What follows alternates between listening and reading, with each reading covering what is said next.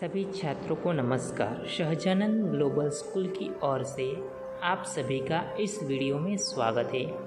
आज हम कक्षा 9वीं हिंदी विषय में इकाई 4 कर्ण का जीवन दर्शन जो पद्य है उसके बारे में पढ़ेंगे। कर्ण का जीवन दर्शन जिनका साहित्य प्रकार है खंड काव्य, जिनके लेखक है रामधारी सिंह, जिनको दिनकर जी नाम से भी जाने जाते हैं। तो उनका जो जन्म है, जन्म सन 1908 और निधन सन 1974 में हुआ है।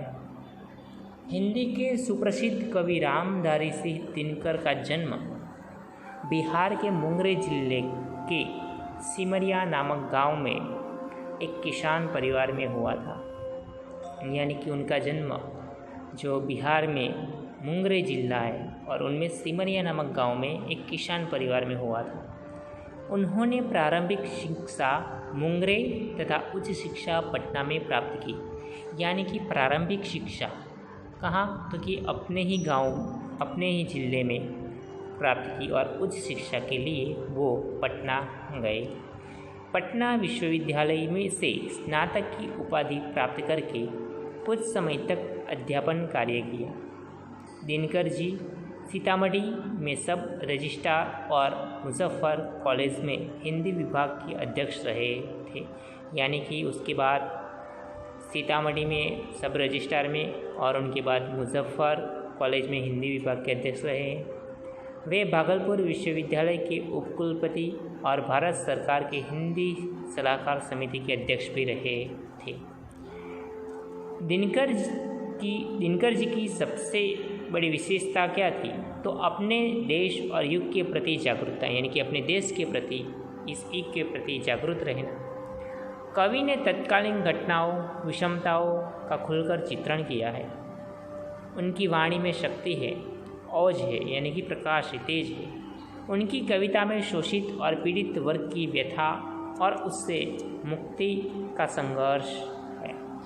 यानी ये जो रामधारी सिंह दिनकर जी है, उन्होंने अपने देश और युग के प्रति जागरूकता बताई है और तत्कालीन घटनाओं और विषमताओं का उनकी जो कृतियाँ है उनमें खुलकर चरित्र चित्रण किया है। अब रामधारी सिंह की साहित्य रचना क्या है, तो उर्वशी, रश्मिरथी, रेणुका, हंकार, रसवंती, कुरुक्षेत्र उनकी काव्य कृतियाँ हैं, जिनमें उर्वशी के लिए उन्हें सन 1972 का ज्ञानपीठ पुरस्कार मिला था। संस्कृति के 4 अध्याय उनका चिंतन ग्रंथ है, जिसे साहित्य अकादमी पुरस्कार से सम्मानित किया गया। अर्धनारीश्वर, मिट्टी की ओर आदि उनकी प्रमुख गद्य रचनाएं हैं। उनका कृतित्व गुणवत्ता और परिमाण दोनों दृष्टि से विपुल। तो सभी छात्र, यह हुए हमारा जो कर्ण का जीवन दर्शन के जो कवि है रामधारी सिंह दिनकर, उनके बारे में परिचय। अब इस खंड काव्य में कवि क्या कहना चाहते हैं, तो प्रस्तुत खंड काव्यांश में रश्मिरथी महारथी कर्ण के करुण किंतु भव्य जीवन के मीमांसा करने वाले खंड काव्य है। कर्ण का नाम सुना होगा आप सभी ने, सभी छात्रा। सारे अन्यायों को सहकर कर्ण जन्मजात महानता पर पुरुषार्थजन्य महानता की विजय चाहता है। अंत में जब पांडव श्रेष्ठ के रूप में सब कुछ प्राप्त करने का प्रलोभन सामने आता है, तब भी वह अविचलित रहता है और जिसने आज तक साथ दिया उस मित्र को किसी भी मोल पर छोड़ना नहीं चाहता। कृष्ण कर्ण को पांडव के पक्ष में ले आने के लिए उससे मिलते हैं। इस कथा प्रसंग से प्रस्तुत काव्यांश लिया गया है। सभी छात्र, जो ये काव्यांश है वो जब महाभारत का युद्ध होता है तब कृष्ण है जो क्या है, तो कर्ण को पांडव के पक्ष में लेने के लिए उससे मिलते हैं और उससे मिलकर जो उनको कृष्ण और कर्ण के बीच जो संवाद होता है, इसके बारे में यहाँ वर्णन कवि ने बताया गया है। तो आप सभी को पता है कि कर्ण कौन था, तो उसके बारे में भी हम जान लेंगे कि कर्ण कौन है। तो कर्ण कुंती का पुत्र था जो पांडवों में वह ज्येष्ठ भी था और श्रेष्ठ भी था, यानी सभी पांडवों में सबसे ज्येष्ठ यानी कि बड़ा और श्रेष्ठ वो कौन था? तो कुंती का जो बड़ा पुत्र है वो कर्ण था। उसकी मित्रता दुर्योधन से हुई, यानी कि कर्ण की मित्रता दुर्योधन से होती है। अन्याय और अपमान से भरे कर्ण के जीवन में दुर्योधन ने सदा उसका साथ दिया, यानी कि उनका तिरस्कार कर दिया था कर्ण का। तो इसकी वजह से कर्ण के जीवन में दुर्योधन ने सदा उसके लिए उसका साथ दिया।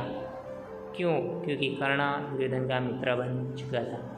कर्ण दुर्योधन के इस उपकार को कभी नहीं भूल सका, जिसने उसे सदा हमेशा उसका साथ दिया था। उस दुर्योधन ने जो उपकार किया था कर्ण के ऊपर वो कभी नहीं भूल सका। कर्ण एक कुशल योद्धा था। महाभारत युद्ध से पहले श्री कृष्ण ने उसे पांडव के पक्ष में लाने का प्रयत्न किया। तब उन्होंने उस राज्य देने का भी प्रलोभन दिया, परंतु कर्ण ने दुर्योधन का साथ छोड़ने से इनकार कर दिया। रश्मिरथी खंडकाव्य के लिए दिए गए इस अंश में कर्ण की महानता के दर्शन हमें होते। कर्ण बहुत बड़ा दानी है, उसे सांसारिक सुखों की परवाह नहीं है। उसकी यही इच्छा है कि वह गरीबों को सदा दान देता रहे। तो सभी छात्र, अब हम इस कर्ण के जीवन दर्शन के बारे में अब पढ़ेंगे। वैभव विलास की चाह नहीं, अपनी कोई परवाह नहीं, बस यही चाहता हूँ केवल, दान की देव सरिता निर्मल। वैभव का अर्थ होगा धन दौलत, विलास का अर्थ होगा सुखोपभोग, परवाह यानी कि चिंता, सरिता का अर्थ है नदी, निर्मल यानी कि स्वच्छ पवित्र, और करतल यानी कि हथेली। करतल से जरती रहे सदा, निर्धन को भरती रहे सदा। करतल यानी कि हथेली। निर्धन का मतलब होगा गरीब। तो सभी छात्र, इसका अर्थ होगा कि कर्ण श्री कृष्ण से कहता है कि उसे धन दौलत और सांसारिक सुख भोगने की इच्छा नहीं, यानी कि वैभव विलास की चाह नहीं, अपनी कोई परवाह नहीं। यानी कि पहली पंक्ति का अर्थ होगा कि कर्ण श्री कृष्ण से कहता है कि उसे वैभव विलास यानी कि धन दौलत और सांसारिक सुख भोगने की चाह यानी कि इच्छा नहीं, अपनी कोई परवाह नहीं, यानी कि वह अपने जीवन की परवाह नहीं करता। बस यही कहता हूँ केवल, दान की देव सरिता निर्मल। सरिता यानी कि नदी। तो क्या कहता है कि उसकी बस यही इच्छा है कि उसकी बस यही इच्छा है कि उसके दोनों हाथों से करतल से जरती रहे सदा, यानी कि अब उसके दोनों हाथों से दान की पवित्र नदी सदा बहती रहे, निर्धन को भरती रहे सदा, यानी कि निर्धनों को सुखी बनाती रहे। अब इसका भावार्थ फिर से हम, कर्ण श्री कृष्ण से कहता है कि उसे धन दौलत और सांसारिक सुख भोगने की इच्छा नहीं है, वह अपने जीवन की परवाह नहीं करता। उसकी बस यही इच्छा है कि उसके हाथों से दान की पवित्र नदी सदा बहती रहे और निर्धनों को सुखी बनाती रहे। तो सभी छात्र, यह पहली 4 पंक्ति का भावार्थ है। अब आगे, तुच्छ है राज्य क्या है, तुच्छ है राज्य क्या है केशव, पाता क्या नर कर प्राप्त विभव। चिंता प्रबोध अत्यल्प हास, कुछ चाकचिक्य कुछ क्षण विलास, पर वह भी यही गंवाना है, कुछ साथ नहीं ले जाना है। सबसे पहले हम इसके शब्दार्थ के बारे में समझेंगे। तुच्छ यानी कि शूद्र, निकृष्ट। केशव, केशव का अर्थ होगा कृष्ण। नर यानी कि मनुष्य। प्रभुत यानी कि अधिक या तो प्रचुर, अत्यल्प बहुत थोड़ा, हास तो हंसी या तो खुशी, चाकचिक्य यानी कि चमक, गंवाना यानी कि छोड़ना यानी कि खोना, खो देना। तो सभी का ध्यान अब इस हम भावार्थ के बारे में समझेंगे। पहली पंक्ति, तुच्छ है राज्य क्या है केशव, पाता क्या नर कर प्राप्त विभव। यानी कि है केशव, कृष्ण को कहते हैं, कर्ण कृष्ण से कहते हैं कि हे केशव, जिस राज्य का आप मुझे प्रलोभन दे रहे हैं, यानी कि राज्य क्या है केशव, यानी कि जिस राज्य का आप मुझे प्रलोभन दे रहे हैं, पाता वह बहुत तुच्छ वस्तु है। यानी कि आप जिस राज्य का मुझे प्रलोभन दे रहे हैं वह तो बहुत तुच्छ वस्तु है। पाता क्या नर कर प्राप्त, यानी कि वैभव पाकर मनुष्य को क्या मिलता है। कर्ण कृष्ण से प्रश्न पूछता है कि ऐसे वैभव पाकर मनुष्य को क्या मिलता है।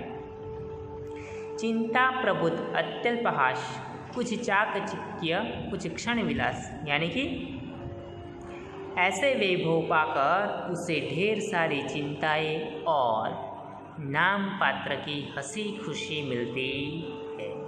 यानी कि कुछ क्षण के लिए हंसी खुशी मिलती है, थोड़ी बहुत चमक दमक और थोड़े समय के लिए सुखोपभोग मिल जाता है। यानी कि ऐसे राज्य को पाकर थोड़ी बहुत यानी कि थोड़ी क्षण के लिए चमक दमक मिलती है या थोड़े समय के लिए सुख मिलता, पर वह भी यही गंवाना है। क्या कहते हैं, पर वह भी यानी कि परंतु, लेकिन ये सारी चीज़ें उसे यहीं छोड़ देनी पड़ती, कुछ साथ नहीं ले जाना है।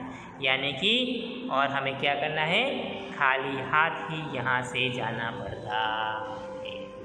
सभी छात्रों को इसके अर्थ के बारे में समझ आया होगा। फिर से मैं आपको इसका अर्थ कह रहा हूँ, ध्यान से सुनिएगा। हे केशव, जिस राज्य का आप मुझे प्रलोभन दे रहे हैं वह तो बहुत तुच्छ वस्तु है। वैभव पाकर मनुष्य को क्या मिलता है।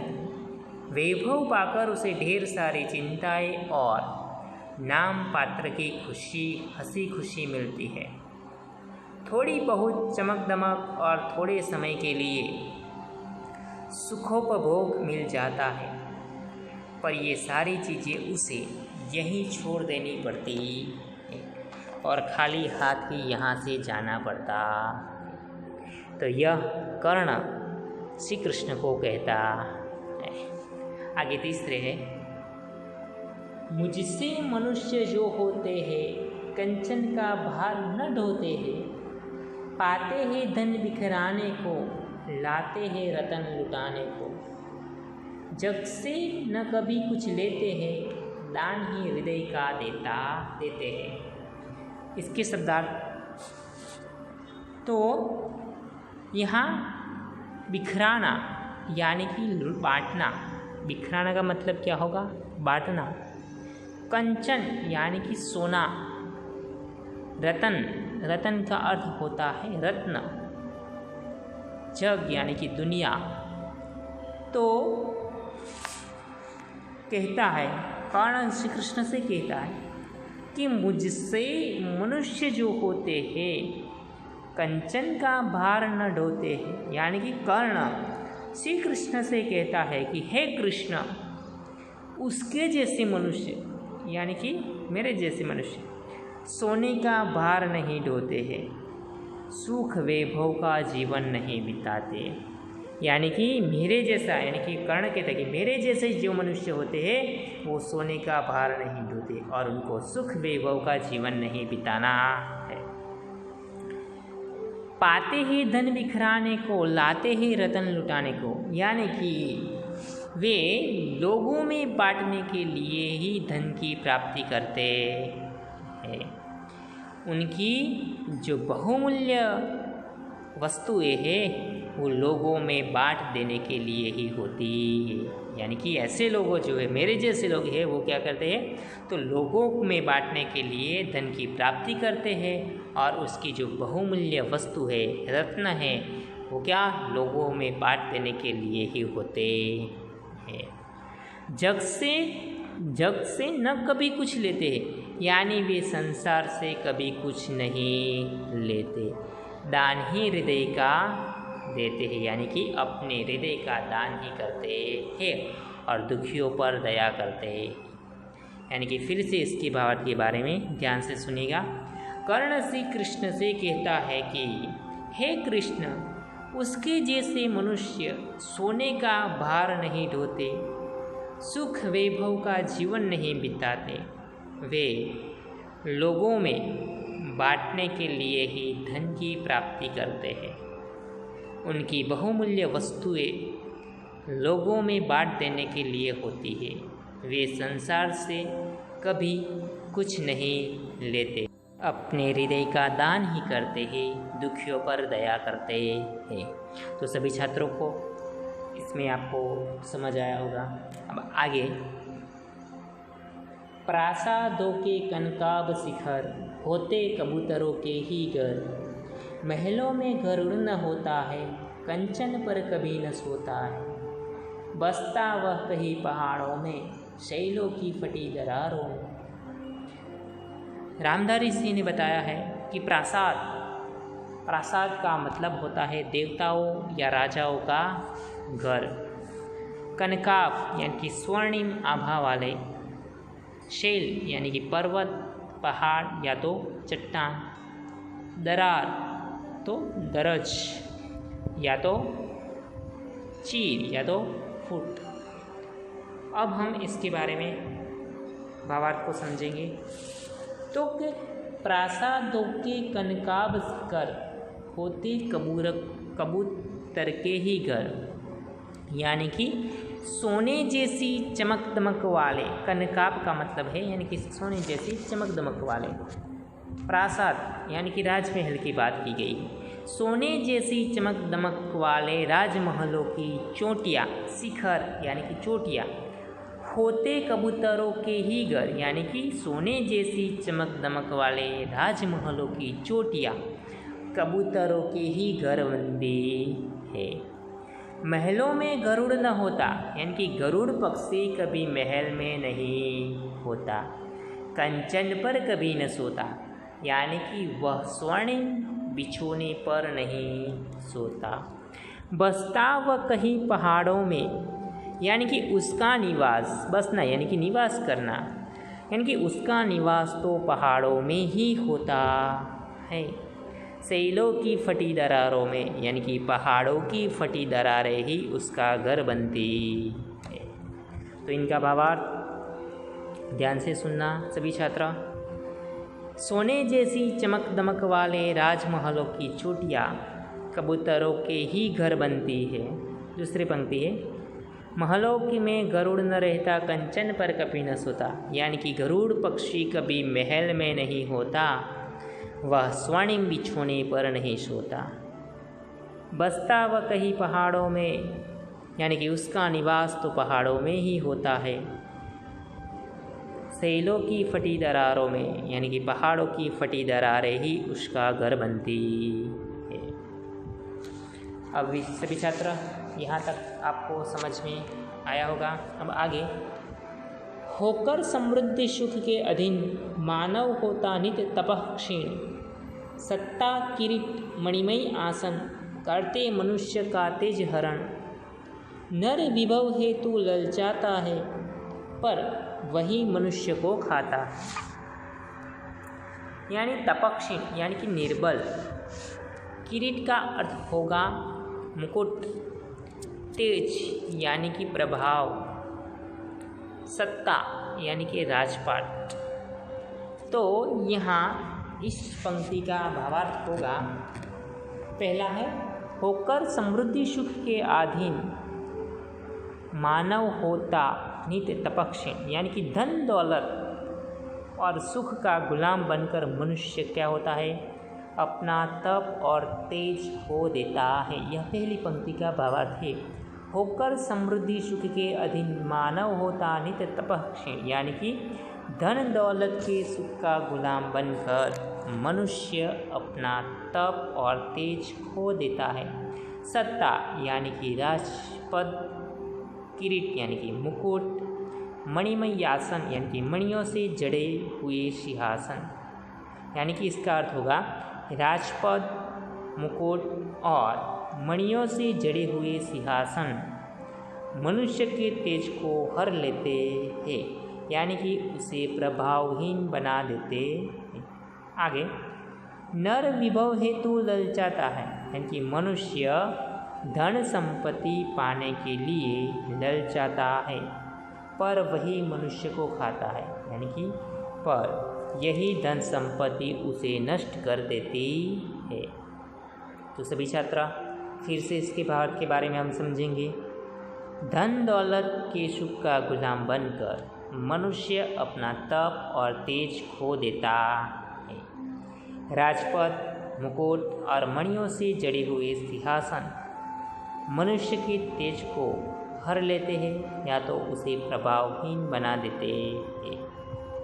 मनुष्य धन संपत्ति पाने के लिए ललचाता है, पर यही धन संपत्ति उसे नष्ट कर देती। तो यह कर्ण श्री कृष्ण को बताता है। यह कर्ण और श्री कृष्ण के जो बीच में जो संवाद हो रहा है वो यहाँ इस कथा प्रसंग में बताया गया है। अब हम पाठ्यपुस्तक के पेज नंबर 13 पर बाकी का जो काव्यांश है उसके बारे में हम समझेंगे।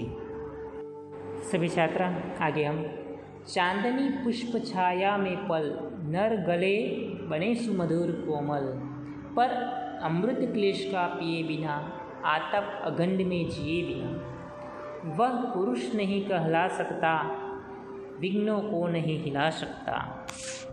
क्लेश यानी कि कष्ट, वेदना, पुष्प छाया यानी कि सुख सुविधा, आतप का अर्थ होगा तेज या तो धूप, अगंड का मतलब होगा आंधी, झंझा, ओके, और आगे विघ्न यानी कि मुश्किल।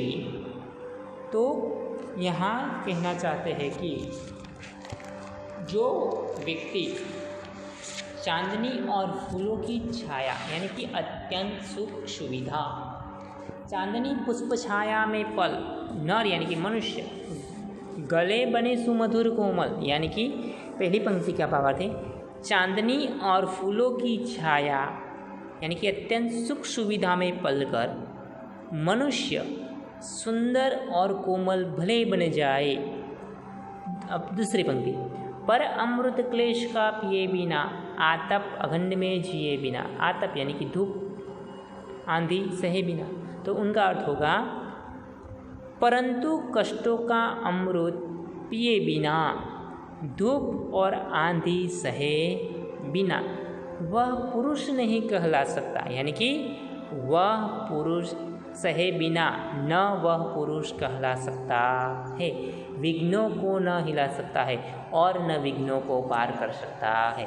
यानी कि कौन पुरुष नहीं कहला सकता। तो अब हम सारे भावार्थ को समझेंगे। चांदनी और फूलों की छाया में पलकर मनुष्य सुंदर और कोमल भले बन जाए, परंतु कष्टों का अमृत पिए बिना, धूप और आंधी सहे बिना न वह पुरुष कहला सकता है और न विघ्नों को पार कर सकता है। यानी कि यहाँ कौन पुरुष कहला सकता है और कौन पुरुष नहीं कहला सकता, उसके बारे में कर्ण ने बताया। आगे, उड़ते जो झंझावातों में, पीते जो वारी प्रपातों में, सारा आकाश अयन जिनका, विजगर भुजंग भोजन जिनका, वे ही फड़ीबंद छुड़ाते हैं, धरती का हृदय जुड़ाते हैं। झंझावात यानी कि झंझावात यानी कि वर्षा सहित तीव्र आंधी या तो तूफान। वारी, वारी का अर्थ होगा जल, पानी। प्रपात यानी कि झरना, झरनों। अयन, तो अयन का अर्थ होगा घर। फड़ीबंद, फड़ीबंद यानी कि वो नागपाश है। भुजंग यानी कि विशेला सा। तो यहाँ कर्ण कहना चाहते हैं कि उड़ते जो झंझावातों में, यानी कि जो आंधी तूफानों में उड़ते हैं, पीते जो वारी प्रपातों में, यानी कि जो प्रपात यानी कि झरनों, यानी कि जो झरनों का पानी पीते हैं, सारा आकाशीय अयन उनका, यानी कि सारा आकाश जिनका घर है, विषधर भुजंग भोजन जिनका, और विषैले सांप ही जिनका भोजन है, वे ही फड़ीबंद छुड़ाते हैं, यानी कि ऐसे गरुड़ ही सांप के बंधन से छुटकारा दिलाते हैं, धरती का हृदय जुड़ाते और धरती के हृदय को शीतलता देते। अब हम इनका एक साथ में भावार्थ देखेंगे। जो आंधी तूफानों में उड़ते हैं, प्रपात यानी कि झरनों का पानी पीते हैं, सारा आकाश जिनका घर है, और विषैले सांप ही जिनका भोजन है, ऐसे गरुड़ ही सांप के बंधन से छुटकारा दिलाते हैं और धरती को हृदय की शीतलता देते हैं। यह हुआ इस पंक्ति का भावार्थ। अब लास्ट में है, मैं गरुड़ कृष्ण मैं पक्षीराज, सिर पर न चाहिए मुझे ताज, दुर्योधन पर है विपद घोर, सकता न किसी विष उसे छोड़, रणखेत पाटना है मुझको, कहीं पास काटना है मुझको। यानी कि गरुड़ जो पक्षी की बात की गई है, पक्षीराज, विपद यानी कि आपत्ति, घोर यानी कि भयंकर, रणखेत युद्ध का मैदान, ताज का अर्थ होगा मुकुट, अहिपाश यानी कि नागपाश। कर्ण श्री कृष्ण से कहते हैं कि मैं कभी भी किसी भी मोड़ पर मैं अपने मित्र दुर्योधन का साथ नहीं छोड़ूंगा, उस पर जो विपदा यानी कि आपत्ति आप आई है उससे मैं उसको छुड़ाकर रहूँगा। पहली पंक्ति, मैं गरुड़ कृष्ण मैं पक्षीराज, सिर पर न चाहिए मुझे ताज। हे कृष्ण, मैं ऐसा ही गरुड़ पक्षी हूँ, मुझे अपने सिर पर मुकुट नहीं चाहिए। कर्ण श्री कृष्ण से कहता है कि हे कृष्ण, मैं एक ऐसा ही गरुड़ पक्षी हूँ, मुझे अपने सिर पर मुकुट नहीं चाहिए। दुर्योधन पर है विपद घोर, यानी कि इस समय दुर्योधन भयंकर विपत्ति में फंसा है। सकता न किसी विष उसे छोड़, यानी कि मैं किसी भी तरह उसे छोड़ नहीं सकता। रणखेत पाटना है मुझको, यानी कि मुझे तो युद्ध क्षेत्र में उतरना है। अहिपास काटना है मुझको, यानी कि दुर्योधन के नाग पास को काटना। यह उसका भावार्थ हुआ।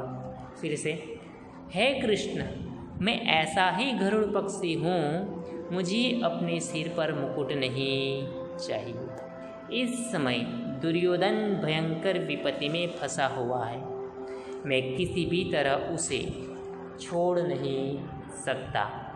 मुझे तो युद्ध क्षेत्र में उतरना है और दुर्योधन के नाग पास को काटना।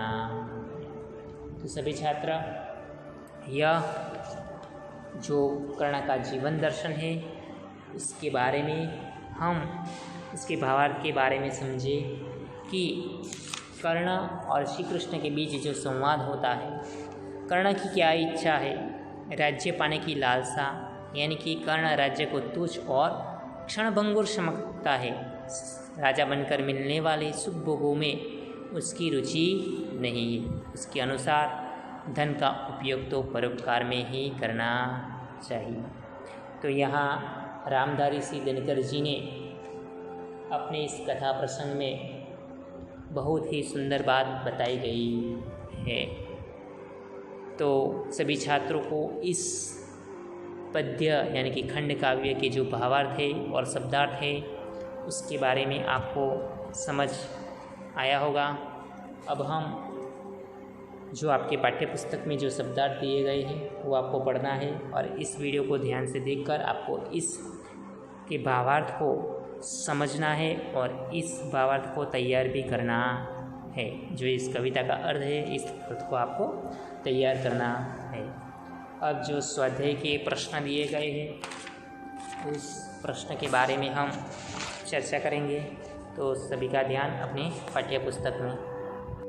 तो शब्दार्थ जो आपके पाठ्य पुस्तक में दिए गए हैं, वैभव उसका अर्थ होता है धन दौलत, विलास सुखोपभोग, चाह यानी कि इच्छा अभिलाषा, परवाह चिंता व्यग्रता, निर्मल यानी कि पवित्र शुद्ध, करतल यानी कि हथेली, निर्धन तो धन रहित या तो कंगाल दरिद्र, विभव तो धन संपत्ति ऐश्वर्य, प्रभुत्व तो अधिक प्रचुर, अत्यल्प बहुत थोड़ा, हास तो निंदा उपहास, चाकचिक्य यानी कि चमक चकाचौंध, कंचन तो सुवर्ण सोना, प्रासाद देवताओं या राजाओं का घर, कनकाब स्वर्णिम आभा वाले, शैल तो पर्वत या तो पहाड़,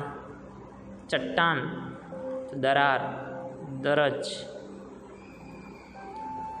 दरार का अर्थ होगा दरज चील या तो फूल, तपक्षीण का अर्थ होगा निर्बल, किरीट का अर्थ होगा मुकुट, तेज का अर्थ है प्रभाव, क्रांति अथवा तो चैतन्यात्मक ज्योति या तो चमक, कोमल का अर्थ है मृदुल या तो सुकुमार, क्लेश का अर्थ है दुख या तो कष्ट वेदना, अमृत का अर्थ है मुक्ति, आतप यानी कि धूप उष्णता गर्मी, अगन यानी कि आंधी, झंझावात यानी कि वर्षा सहित तीव्र आंधी, वारी तो जल या तो पानी, प्रपात पहाड़ या चट्टान का खड़ा किनारा, अयन यानी कि गति चाल पथ या तो गमन, विष तो गरल जहर, भुजंग सर्प, विपद तो आपत्ति या तो संकट, घोर तो भयंकर या तो विकराल, पाटना यानी कि ढेर लगा देना, अहिपाश यानी कि सांप का बंधन या तो फणीबंध। अब हम स्वाध्याय के प्रश्नों के बारे में हम चर्चा करेंगे। तो सबसे पहले यहाँ पहला प्रश्न है, ऊंचे स्वर में पढ़िए और वाक्य में प्रयोग कीजिए। पहला है अत्यल्प, तो उसका अर्थ होगा बहुत थोड़ा। वाक्य क्या होता है? तो सांसारिक भोग विलास अत्यल्प सुख देते हैं। दूसरा चाकचिक्य, उसका अर्थ है चमक। वाक्य देहाती मित्र मुंबई की चाकचिक्य पर मुग्ध हो गया। तीसरा कनकाब यानी उसका अर्थ है सुनहले। वाक्य राजमहल के कनकाब शिखर हमारा ध्यान आकृष्ट कर रहे थे। 4 नंबर तपक्षीण यानी उसका अर्थ है प्रभावहीन। शाप के प्रभाव से मुनि तुरंत तपक्षीण हो गए। 5 क्लेश, उसका अर्थ है कष्ट या तो वेदना। वाक्य पुत्र के अनुचित व्यवहार से पिता को बड़ा क्लेश हुआ। 6 नंबर झंझावात, उसका अर्थ है तूफान। वाक्य बर्फीले झंझावातों में भी हमारे सैनिक देश की रक्षा करने में डटे हुए हैं। 7 नंबर फणीबंद, उसका अर्थ है नागपाश। वाक्य पता नहीं संकट के इस फणीबंद में हमें कौन छुड़ाएगा। प्रश्न 2, संक्षेप में उत्तर दीजिए। पहला प्रश्न है, विभव से क्या प्राप्त होता है? या तो वैभव से क्या प्राप्त होता है? उत्तर वैभव से मनुष्य को ढेर सारी चिंताएं और थोड़ी सी हंसी खुशी प्राप्त होती है। उसके अतिरिक्त उसे चमक दमक दिखाने का अवसर और क्षणिक भोग विलास प्राप्त होता है। दूसरा प्रश्न, धन संपत्ति किस लिए है? उत्तर धन संपत्ति परोपकार के लिए है। तीसरा प्रश्न, समृद्धि सुख के अधीन मानव का क्या होता है? उत्तर, सुख समृद्धि के अधीन मानव का तेज प्रभाव दिन प्रतिदिन क्षीण हो जाता है और उसकी दुर्दशा होती है। 4 नंबर, फड़ी बंद कौन छुड़ाते हैं? तो उसका उत्तर है, फड़ी बंद से गरुड़ जैसे साहसी और वीर पुरुष ही छुड़ाते हैं। तो यह हुआ प्रश्न के उत्तर। तीसरा प्रश्न है, निम्नलिखित पंक्तियों का भावार्थ लिखिए। पहला है, वैभव विलास की चाह नहीं, अपनी कोई परवाह नहीं, बस यही चाहता हूँ केवल, दान की सरिता निर्मल, कर्तव्य सी झरती रहे सदा, निर्धन को बरती रहे सदा। तो इसका आशय भावार्थ है, कर्ण श्री कृष्ण से कहता है कि हे केशव, आप मुझे राज्य देने का प्रलोभन दे रहे हैं, परंतु मैं वैभव विलास का जीवन पसंद नहीं करता। मुझे अपनी कोई चिंता नहीं है, मुझे दान देने में रुचि है, इसलिए मैं केवल यही चाहता हूँ कि मैं गरीबों को हमेशा दान देता रहूँ और उनके दुख दूर करता रहूँ। अब सभी छात्र आगे दूसरी पंक्ति है तो इसके बारे में समझेंगे। दूसरी पंक्ति है, मैं गरुड़ कृष्ण, मैं पक्षीराज, सिर पर न चाहिए मुझे ताज, दुर्योधन पर है विपद घोर, सत्तान किसी विद उसे छोड़, रणखेत पाटना है मुझको, अही पास काटना है मुझको। उसका अर्थ है, कर्ण श्री कृष्ण से कहता है कि इस समय मेरी स्थिति गरुड़ पक्षी के समान, मुझे राजमुकुट नहीं पहनना है। इस समय दुर्योधन भारी संकट में है, युद्ध रूपी नागपाश ने उसे जकड़ रखा है, मुझे दुर्योधन के इस नागपाश को काटना है। दुर्योधन को युद्ध में विजय दिलाना है, मुझे गरुड़ की तरह अपना दायित्व निभाना है। प्रश्न नंबर 4, टिप्पणी लिखिए। पहला है, कर्ण की अभिलाषा। उसका उत्तर है, ध्यान से सुनना, कर्ण दानी पुरुष है, वह प्रतिदिन जरूरतमंद लोगों को दान देता है, उसे राज्य पाने की इच्छा नहीं है, वैभव पाकर भोग विलास में जीना उसका स्वभाव उसके स्वभाव के विरुद्ध है, वह दयालु और उदार वृत्ति का है, गरीबों के प्रति उसके मन में करुणा है, उसकी यही अभिलाषा है कि वह अपनी दान वृत्ति से निर्धनों का दुख दूर करता रहे। दूसरा, कर्ण का मित्र धर्म। उत्तर, कर्ण का जीवन अन्याय और अपमान से भरा हुआ था। एक दुर्योधन ने ही उसे सम्मान दिया और उसे अपना मित्र बनाया। कर्ण दुर्योधन के इस उपकार को कभी नहीं भूल पाया। महाभारत का युद्ध शुरू होने से पहले श्री कृष्ण उसे पांडव पक्ष में लेने गए। उन्होंने उसे राज्य देने का प्रलोभन भी दिया, परंतु कर्ण ने उनका प्रस्ताव अस्वीकार दिया। उसने दुर्योधन का साथ छोड़ने से स्पष्ट इनकार कर दिया। इस प्रकार कर्ण ने दुर्योधन के प्रति अपने मित्र धर्म का पालन किया। प्रश्न 4, विरोधी शब्द लिखिए, जिनमें पहला शब्द है, सभी छात्र का अपनी पाठ्यपुस्तक आपके पास होगा, आपको पाठ्यपुस्तक में भी ध्यान देना है। पहला है निर्मल, तो उनका अर्थ होगा मलिन। आगे है निर्धन, तो उसका धनवान। प्रबुद्ध, उसका विरोधी अर्थ है कम। आगे कोमल, कोमल का विरोधी अर्थ होगा कठोर। और लास्ट में है अमृत, अमृत का विरोधी अर्थ है विष। आगे प्रश्न नंबर 6, निम्नलिखित शब्दों के समानार्थी शब्द पुस्तक में से ढूंढकर उन शब्दों का वाक्यों में प्रयोग कीजिए।